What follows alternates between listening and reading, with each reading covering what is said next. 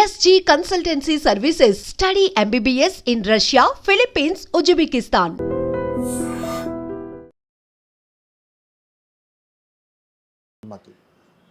I think బాగా advantage అయినట్టుంది. అంటే అంటే ఒక మల్టీప్లెక్స్ ఆడియన్స్ అనుకోవడానికి ఇది 3 గంటల సినిమా ఇది. అది చూస్తూ కూడా వాళ్ళు ఒక రియాక్షన్ కరెక్ట్ టైంకి కరెక్ట్గా అనుకునే అదేంటి ఒక రియాక్షన్స్ ఉంటాయి. ఆడిటోరియం రియాక్షన్స్, పంచ్ అనొచ్చు, ఒక రియాక్షన్స్ అనొచ్చు, అప్లాజ్ అనొచ్చు, అదే గూస్ బంప్ మూమెంట్స్ అనొచ్చు.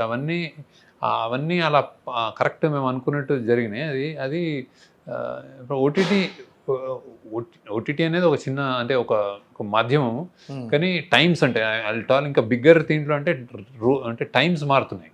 ఓకే, అంటే not just OTT, internet, what ever awareness కుర్రోళ్ళు. అంటే ఒకప్పుడు ఐక్యూ లెవెల్స్ కానీ ఒక 10th కుర్రోడికి ఇప్పుడు 5th కుర్రోడికి ఐక్యూ లెవెల్స్ సేమ్. అంటే in terms of digital intelligence కానీ వాడు చేసే విధానం కానీ అన్నీ మారుతున్నాయి కదా. ప్రాబ్లీ సినిమా కూడా మారాలి, ఎప్పటికప్పుడు మారుతూ ఉంటాయి, అది వస్తూ ఉంటాయి ఒక్కొక్కటి అక్కడ ఆ టైమ్స్లో వచ్చి కొడుతుంది సినిమాలు.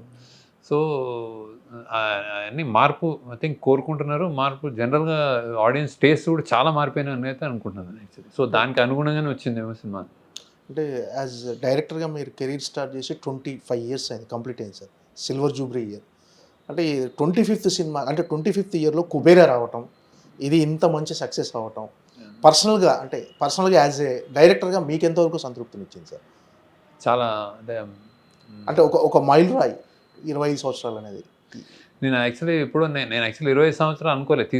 స్టార్ట్ చేసినప్పుడు వెళ్ళిపోతా ఉంటే మధ్యలో ఇప్పుడు ఒక 3 months 4 months బ్యాకే అరే 25th ఇయర్ ఇది వస్తుంది అనగానే సడన్గా ఒక ప్రెషర్ కూడా అనిపించింది నాకు. అంటే ఇది ఏదైనా అంటే 25th దాన్ని మరీ ఎక్కువ 25 అనుకుంటే ఏం చేస్తున్నాం అని. ఎందుకంటే నేను మామూలుగా ఒక సినిమా తర్వాత సినిమా రాయడం తర్వాత మధ్యలో ఇది అనగానే అరే ఇది ఏంటి అని ఒకసారి ఆలోచించాను. Then I thought this is more than apt.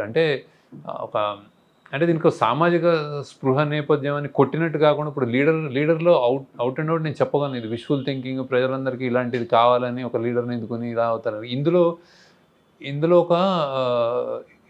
ఇందులో ఒక సామాజిక స్పృహ కంటెంట్ కానీ ఒక అవేర్నెస్, ఇప్పుడు నేను చెప్పాలనుకున్న విషయాలు, ఒక రిచ్ పవర్ డివైడ్ కానీ, క్లాస్ డిఫరెన్స్ కానీ, ఒక అండర్ డాగ్, ఒక మార్జినలైజ్డ్ వ్యక్తి, వీకర్ వ్యక్తి స్టోరీ కానీ, ఇట్లాంటివన్నీ ఇవన్నీ గొప్ప విషయాలు. అంటే కానీ ఇది అంతర్లీనంగా నడుస్తున్నాయి సినిమా. ఇది చెప్పాలి అంటే ఏం చెప్తాము అనేది ఇందులో ఉండదు బేసిక్గా.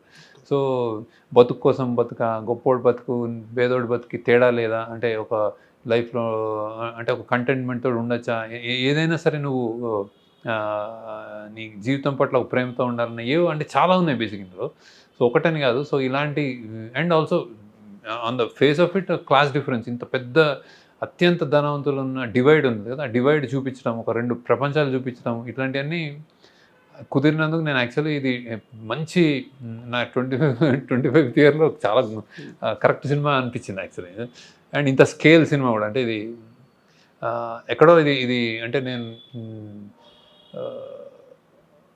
అసలు నాకు తెలియదు కానీ యాక్చువల్లీ జర్నలిస్ట్ కానీ వీళ్ళు కానీ అదే అసలు రీడిఫైన్ చేసుకున్నాడు తను ఇంకేదో పెద్ద. అంటే నేను అప్పుడు నాకు అంటే అందరూ ఏమనుకుంటారు, నేను ఇలా చేయలేని అనుకుంటారని నాకు అనుమానం వచ్చింది. నేను మామూలుగా తీశాను బేసిక్గా. అంటే ఇదేదో కొత్తగా ఉంది, వేరే స్కేల్లో ఉంది, వేరే చూపించాడు ఏదో అని అవన్నీ నేను ఎక్స్పెక్ట్ చేయలేదు. మామూలుగా కథ రాసి తీసాం అంతే. సో బట్ 25th ఇయర్కి యాప్టే అనుకున్నాను. అంటే ఈ 25 సంవత్సరాల్లో మీరు తీసింది 10 సినిమాలే. సాధారణంగా దర్శకులు ఎలా ఉంటారంటే మామూలుగా కమర్షియల్గా ఆలోచించి వచ్చిన సక్సెస్ని క్యాష్ చేసుకోవాలనుకుంటారు. మీరు మాత్రం చాలా స్లోగా మీకు నచ్చిన సినిమాలు, మీరు ఏం చెప్పాలనుకుంటారో అవి సినిమాలు చేస్తూ వెళ్ళిపోతున్నారు. అంటే మీరు ఈ 10 సినిమాలు అంటే 10 సినిమాలు తీయటమే అంటే మీరు సంతృప్తిగా ఉన్నారు సార్? అంటే మీరు చేసిన ఈ సినిమాలతో అబ్సల్యూట్లీ సంతృప్తి ఉన్నాను. అంటే అది నన్ను చాలా ప్రౌడ్గా కూడా ఉన్నాను. అండ్ 25th ఇయర్లో నేను యాక్చువల్లీ ఒకటి ఆలోచించి, నేను తీసిన సినిమాలు నాకు యాక్చువల్లీ నేను డైరెక్టర్గా ఏ సినిమా అయినా అతని వాయిస్ అనుకుంటాను. అంటే ఏదో ఒకటి అతను అనుకుని చెప్తున్నాడనే నమ్మకంతో ఉన్నాను. నేను అలానే చెప్పాను. నాకు గొంతు గట్టిగానే అనిపించింది అండ్ కరెక్ట్గా అనిపించింది. సో ఎక్కడ కాంప్రమైజ్ కాకుండా నేను అనుకున్న కథని అనుకున్న విధంగా ఈ 10 సినిమాలు చెప్పగలిగాను, ఇంక్లూడింగ్ దిస్. సో అందుకు వెరీ ప్రౌడ్, వెరీ హ్యాపీ. అంటే ఇంకా ఇంకా ఇంకా నేను ఇందులో 10 కాకుండా 5 చేసినా నేను ఇదే కంటెంట్తో ఇట్లా ఉంటే నేను హ్యాపీగానే ఉండాను. నేను నెంబర్స్ ఏం కౌంట్ కావు, నాకు నెంబర్స్ కానీ మనీ కానీ కౌంట్ చేసుకోలేదు, చేసుకోను కూడా యాక్చువల్ నేను. So I'm happy about it. And నాకు ఒకటి ఓవర్వెల్మింగ్గా 25th ఇయర్ నాకు ఒకటి అనిపించింది ఏంటంటే, అంటే నిజంగానే నాకు మామూలుగా అనిపించలే, నాకు నేను చాలా అంటే ఒక థ్యాంక్ఫుల్నెస్ కూడా అనిపించింది నాకు. అంటే నాకు చాలా కృతజ్ఞత భావం కూడా అనిపించింది. అంటే ఎందుకంటే ఒక ఈ స్థాయి ఇచ్చారు నాకు యాక్చువల్. అంటే అది సామాన్యంగా రాదు, అందరికీ ఇవ్వలేదు. ఒక స్పెషల్ పొజిషన్ ఇచ్చారు. ఆ స్పెషల్ పొజిషన్లో కష్టాలు కూడా ఉన్నాయి. అరే నువ్వు ఏమైనా నువ్వు కొంచెం స్లిప్ అయినా, నువ్వు కొంచెం తేడా చేసినా, నువ్వు కొంచెం వేరేగా సినిమా తీసినా అసలు ఒక షో కూడా చూడరు. నాకు అదొక నిలబెట్టారు. నువ్వు నమ్మకంతో ఉన్నారు. సో ఆ నమ్మకం నాకు ఇచ్చారు అండ్ దెన్ నన్ను ఆదరిస్తున్నారు. సో బేసిక్గా అది they call it a brand, నమ్మకం, వాట్ ఎవర్. కానీ ఫ్యామిలీస్ తోటి పాటు వచ్చి నేను చూడొచ్చు, మీ సినిమాలు చూడాలి, చూస్తామన్న ఒక స్థాయి తెలుగు ప్రేక్షకులు నాకు ఇచ్చినందుకు ఐ థింక్ 25 years నేను ఐ థింక్ అది నాకు చాలా అంటే నేను తీసుకోవడం కాదు, నేను తీయడం కాదు, వాళ్ళు ఇవ్వడంలో కూడా చాలా ఇది ఉందనిపించింది నాకు. So I'm very happy about that also. So sir మీరు ఫస్ట్ అంటే డాలర్ డ్రీమ్స్ కానీ మన ఆనంద్ సినిమా కానీ మీ సొంత బ్యానర్లోనే మీరే ప్రొడ్యూసర్, మీరే డైరెక్టర్. అంటే ఒక రకంగా చూస్తే దాని తర్వాత మీరు మిగతా బ్యానర్లతో కొలాబరేషన్ అయ్యి మీరు ట్రావెల్ చేశారు. బట్ ఏంటంటే ఒక సెల్ఫ్ మేడ్ డైరెక్టర్ అని అంటాను నేను. దానితో మీరు ఏకీభవిస్తారు. అంటే మిమ్మల్ని మీరు నిలబెట్టుకున్నారు. ఫస్ట్ 2 సినిమాలు ఏంటంటే మీరే ప్రొడ్యూస్ చేసుకున్నారు, మీ సేవింగ్స్తో మీరే డైరెక్టరు, మిమ్మల్ని మీరు నిలబెట్టుకున్నారు.